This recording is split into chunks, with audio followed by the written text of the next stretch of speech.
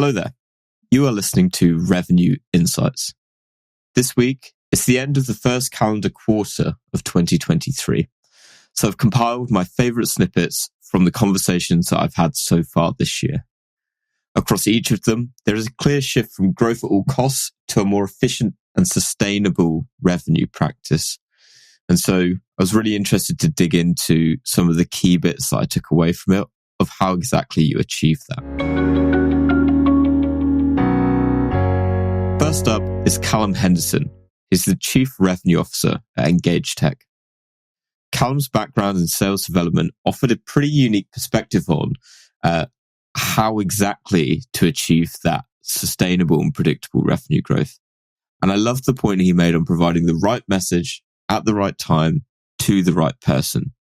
It's a tip that I've heard echoed across the community quite a lot since. And here's how he put it.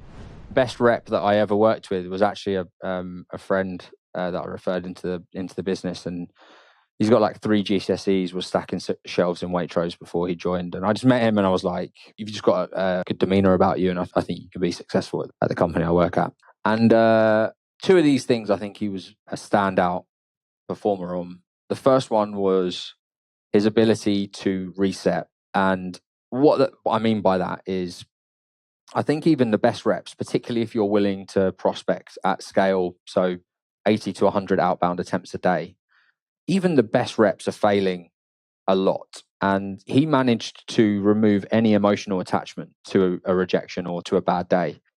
And quite often when he was having a bad day, he would pull out something out of the bag quite late, maybe 4 or 5 p.m. And by that time in the day, most people that haven't been successful by that point are kind of in quite a negative headspace. And I really felt like he was incredible at just every dial is a new attempt. Relevance is a lot more closely and better aligned to cold calling, which is, if I was a rep or a manager with a sales development function, what I would be trying to look to do is to say, okay, how can I make the messaging today relevant to, for example, an industry? So I'm going to create a list where it's only finance businesses that we're calling today. And this is the relevant messaging for someone in finance. Because I don't think that the research time versus ROI to results matches on cold prospecting in the same way that it might do other channels.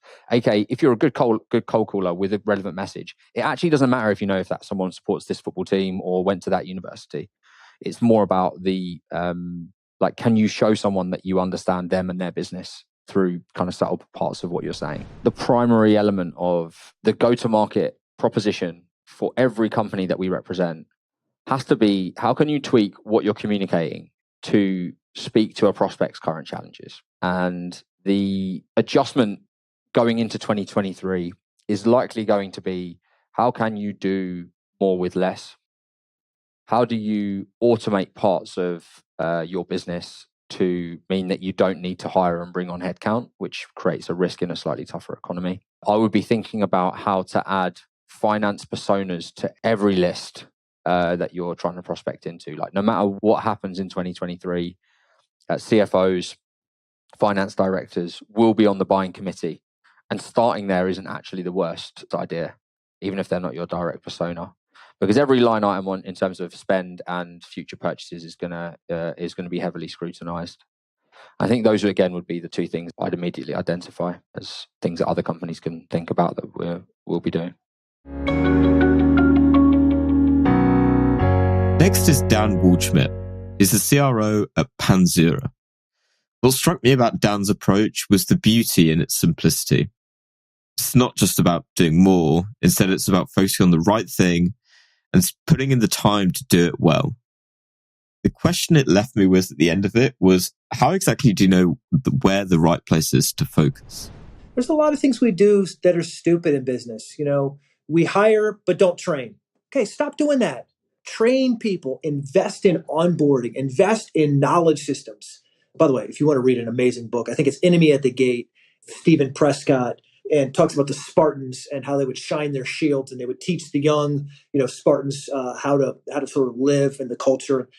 We in sales, we recruit and we tell people, hey, Lee, this is going to be amazing. Come join us. Let's do this. We're going to change the world. We hire you and then we forget about you. And then 6 months later, we come and yell at you because you haven't produced revenue. And so, okay, let's not do dumb shit. Hire people, onboard them well, right? Pay people what they deserve. It's funny how we're sellers. I mean, we often have a horrible story. The story that we tell, the narrative that we tell is lackluster. And it's just uninspiring. It doesn't seem to have all the components in it sometimes. That's where we were a year ago. We were. And so I hired an agency and spent a lot of money, $20,000, $30,000 a month. And then I hired a second agency to help us with some other things and paid them $20,000, $30,000 a month. So I invested in this. I invested. It wasn't free. So you have to often invest in a company who could help you do these things. We worked with two different agencies and we came away with a first call deck that was just like lights out amazing, like just amazing. And what's cool about it is we went from talking speeds and feeds and technology to be like talking about cloud and how the fact that we're the cloud OGs, right? And here's why, and here's our 40 patents, and bop, bop, bop, bop, bop, sort of hitting people with unexpected lingo, talk track in a way that gets people thinking, okay, not only do these guys have like whiz bang technology, but they seem to be like, and not that we need to be cool, but they seem like cool people, like people we want to talk to, people we want to hang with. Focus, mission, details. Focus. You can't do everything. You've got to focus on what matters. The high performing teams know what matters and they focus on it maniacally. They don't do 10 things, they do 2 things. They do those 2 things with all the effort of that small company running around doing 10 things half-ass, right? They do 2 things really, really, really, really well. Okay. So that's one thing is focus. Number 2, mission. They're not selling something. They're on a holy war, right? They're on a mission. And there's, the person who's selling you something, it's kind of, you're pivoting, you're sort of all over the place. And a mission-driven person, like, man, they're like a dog with a bone. Like you cannot stop them from getting what they need, where they want to go. It's a mission, right? And then number 3 is details. And the details, the turn of the phrase, the color, the shape, the variety, this sort of artistry is what makes great teams significantly better than anyone else in their industry or their space. Ian Moyes is the head of sales at Chai, and his reiterating of how important relationships are is more important than ever.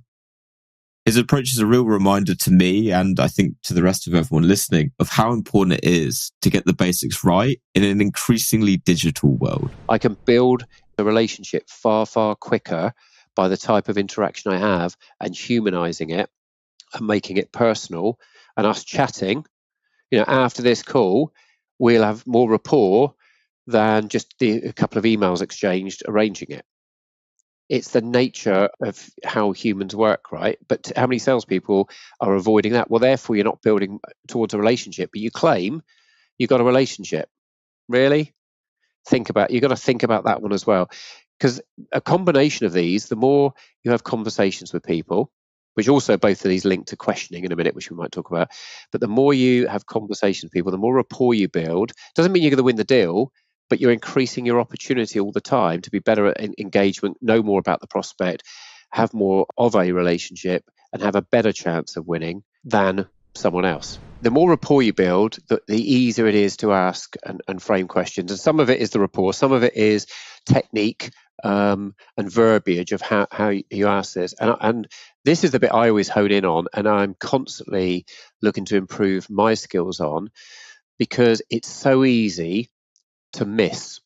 And I've always said to people, if I know 10 or 20 more things about this prospect than you do you think I've got more chance of making the right decision? And that doesn't mean winning the deal necessarily. It might mean extraditing yourself and saying, this isn't right for us or the customer.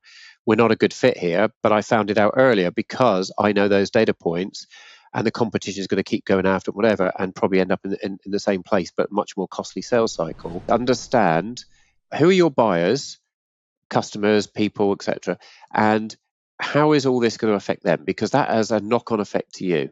If they're going to start holding down on buying or delaying purchasing or whatever might, depending on your market or service, what's the likelihood of that happening? And one of the things you can do there is talk to them. Again, not on email. Have a conversation with them. If you've got good relationships, this ties it all together nicely, actually. If you've got good relationships, go and have some conversations with them at senior level with your customers and get an understanding. Be transparent. We're trying to understand what the impact of this is going to be. And the best place we can gain that from of prospective customers is asking our existing customers who are in the same dynamic and market. And how would you feel? Get some insight. When I spoke with Lorena Morales, Director of Global Digital Marketing Revenue Operations at JLL, something that she said really stuck with me.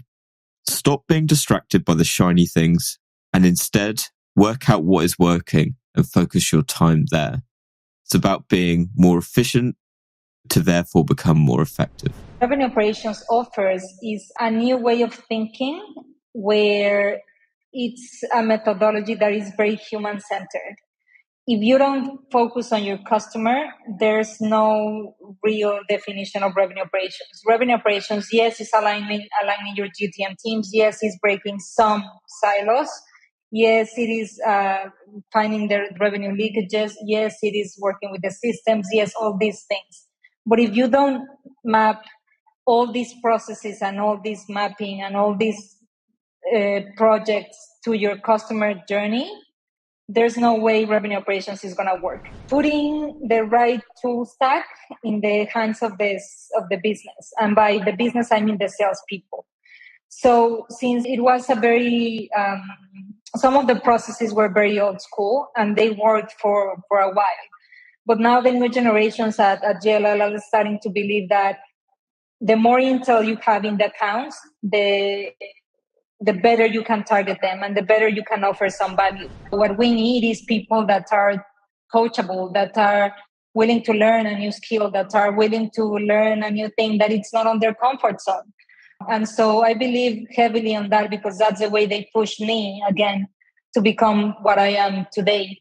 So you're right, like doing more with less also means stop being distracted by the shiny things and start doing more of the things that are actually working and do more of the things that you can measure and track.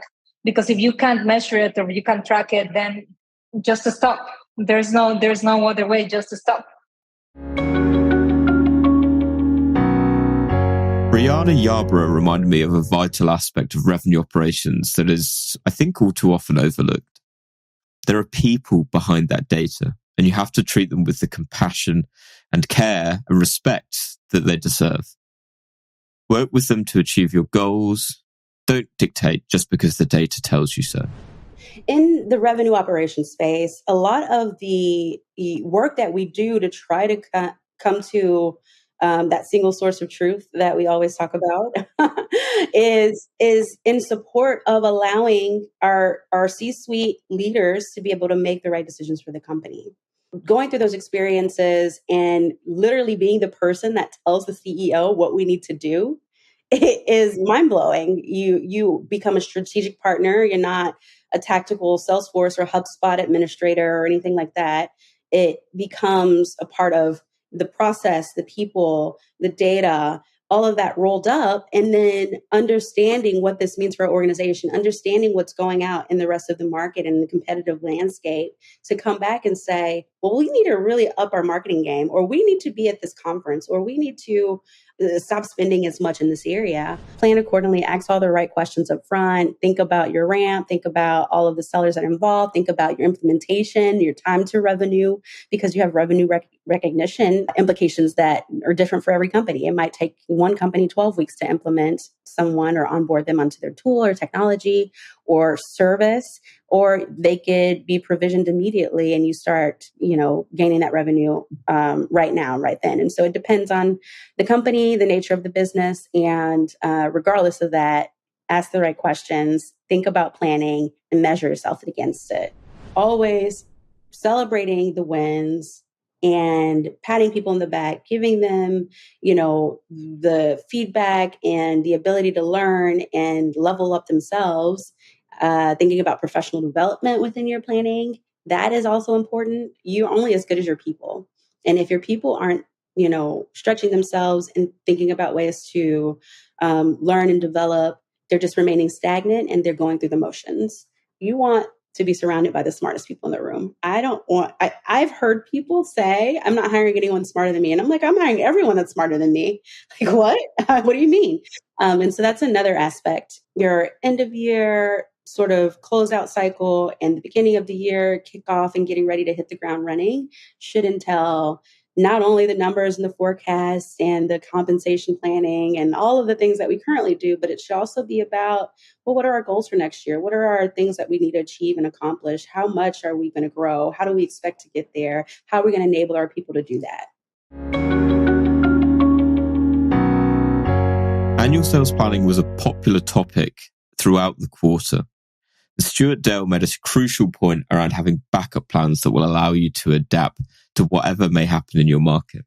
Even as we approach April, I wonder how many took his advice. One of the things that's important is that when there's this whole concept around diversity of mind, and it's important that when you're going through that growth, which we're now in a different phase to where we were at the start of the year, that we don't just keep bringing in the same type of person. So actually one of our most recent hires is somebody that has a high level of structure, because we know that we've got maybe more people that are used to kind of finding a way to make it work.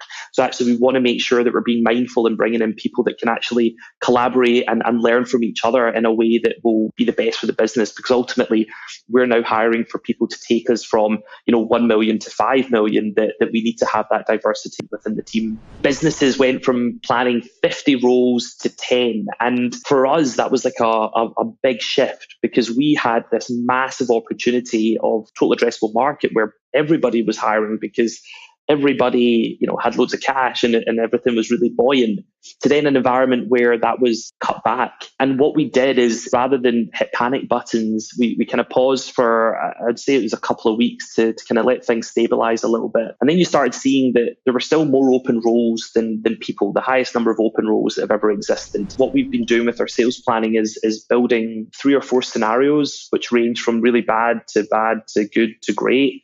And I think that's really important for us to have the visibility of what those scenarios look like. And one of the other mistakes was probably not thinking through, ultimately how commission and compensation may need to evolve and change. And, businesses, for example, at Screenloop, we've changed the commission probably 3 or 4 times this year already, because we need to be agile. The expectation on what a target was achievable was really just a number that we hoped was achievable.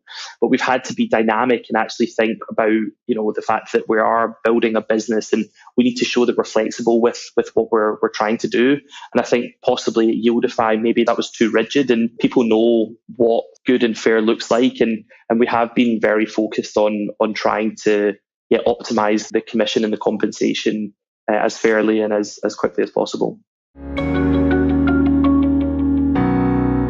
Vice President of Revenue Operations at Talend, Kimberly Haley, taught me why it's critical to always be planning.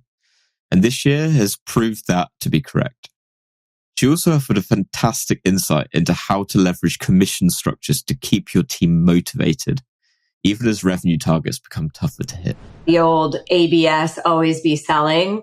We should take on the mantra of ABP, always be planning. And I said to the team, now we probably want to get quarterly views of this stuff and readouts of how things are going, so that when we get into planning even next year, we're not trying to pull together and scramble, 60-page decks on what our territories are going to look like. But we have a 1-page view because we've been monitoring it all the way through the year. So I think that's my other big learning from this year, is that you really want to be planning in advance and anticipating what is going to happen, so that when you get into planning, it's not too late. You're kind of on the forefront. How to motivate the salespeople in a down market. The conversation is real. It's not necessarily about more quota equals growth in this kind of market.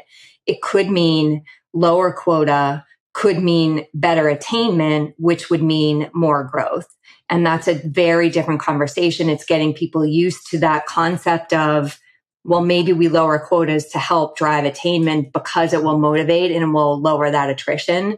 So there are different factors now that you have to think about that maybe weren't part of the modeling or part of the concern before. And I think the last piece, so those 2, and then the third is making sure, again, from a sales perspective, that each salesperson feels like they can be successful in their territory. My first learning from this year is that if you don't put one metric in there, then you'll never get started. But then the health of the health score gets better the more metrics you add. So usage, I believe usage was, say, the first one. And then there were other components around the number of visits or the number of engagements that were had with the customer through the year. That gets added to it. And then the number of logins gets added to it, and so on and so forth. And so it's a lot for us right now because we can track those product items. Those were kind of the first piece. And then I know that there are plans to expand from there, but those were the critical ones to get in there. And I'm hearing that it gets stronger and stronger the more you add the metrics. What can we do to motivate the entire organization, not just the salespeople, but to motivate everyone to do whatever the role is? So for example, we're simplifying. That's one thing that we're doing this year that I think is going to help things. And simplification is in, okay, SDR, your role is pipeline, good quality pipeline and conversion. So making sure that the metrics are focused on that and getting rid of any noise that may have been in the plan outside of that one thing. And then for the account exec or the salesperson, driving new business. And that's two ways, with existing customers or new logo. So really just focusing on that piece, the things that you can constantly track in the revenue operations team, that gets a little bit more specific to the revenue organization. So you kind of like a big general, and then you get a bit more specific into how is the performance by the different distribution methods, direct sale, indirect sale, what territories are performing better than others, how much new business versus existing business is each territory selling, what's the account penetration, what prospects, are there types of prospects that they tend to hit, because that will tell us if we should be capitalizing on some sales plays. And you start to whittle it down to then, I think, a growth trajectory, a growth rate, a growth percentage that will then drive what quotas would be. Darren Fay, Director of Revenue Operations and Intelligence, and his team at Instructure have created something pretty special with a very mature operations function.